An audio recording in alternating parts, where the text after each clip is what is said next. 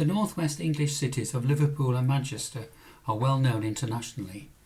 Each has 2 football or soccer clubs and are the home of the Beatles and Oasis respectively. They are important industrial and manufacturing cities, and in their heydays were busy and thriving ports. Liverpool lies on the River Mersey, near where it joins the Irish Sea, and has a long tradition of seafaring and shipbuilding.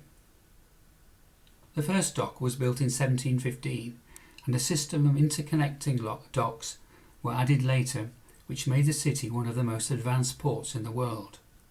Ships were able to move within the dock system without relying on the tidal river. The Camel-led shipbuilding yard, on the opposite shore of the Mersey in Birkenhead, once employed thousands of skilled men making ships and warships. Some famous ones, such as the Ark Royal, were made in the yard.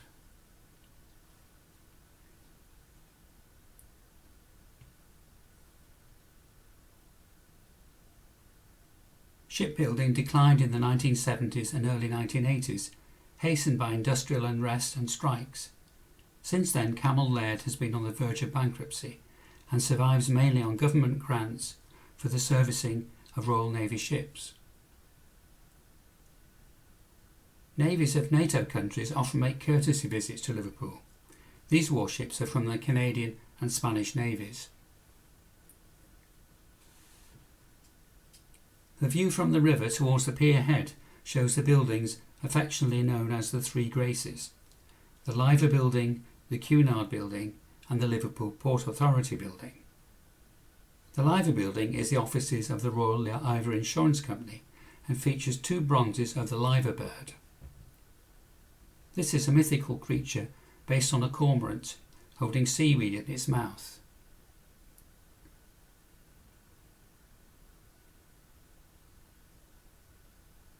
The White Star Line, which owned the Titanic, Britannic and Lusitania ships, was also based in the city.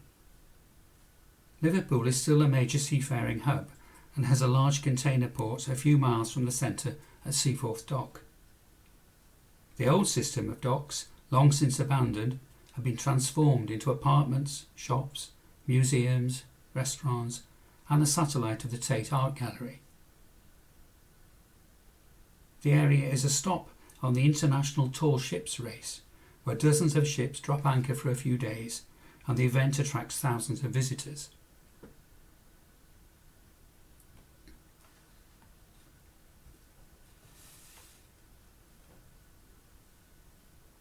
The city of Manchester is 35 miles inland from Liverpool, and access to it by boat had been limited by navigation of the rivers Mersey and Irwell, using flat-bottomed boats called Mersey flats.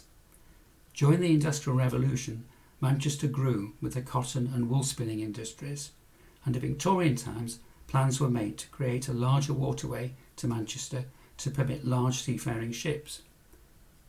Work began in 1887 on constructing the Manchester Ship Canal.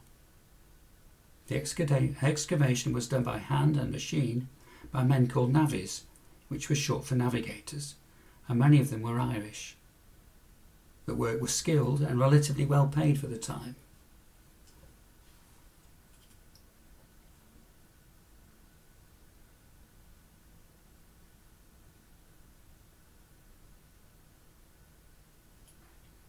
A series of locks needed to raise the ships were built along the 35-mile course of the canal.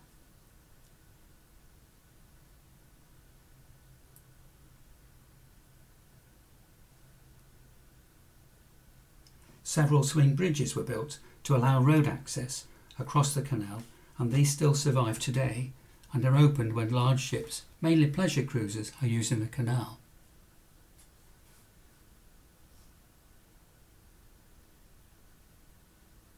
Railway bridges and later in the 1960s motorway bridges were built over the canal.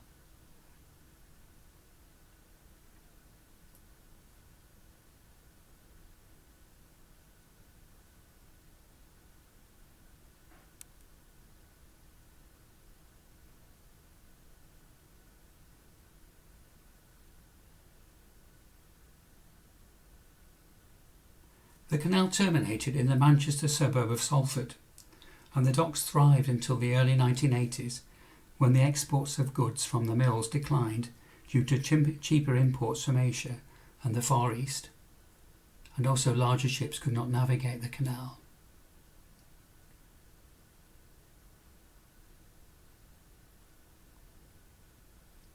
Today, Salford Quays has been transformed into a busy cultural and residential area. A northern branch of the Imperial War Museum was opened in 2002. The building was designed by the American architect Daniel Libeskind and is an example of deconstructivist architecture. The area also features the Lowry Art Gallery and Concert Hall, named after the Salford artist L.S. Lowry.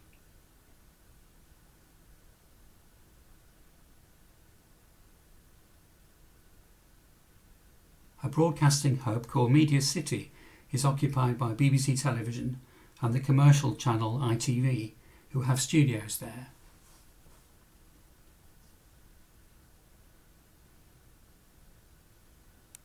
And that's all for now.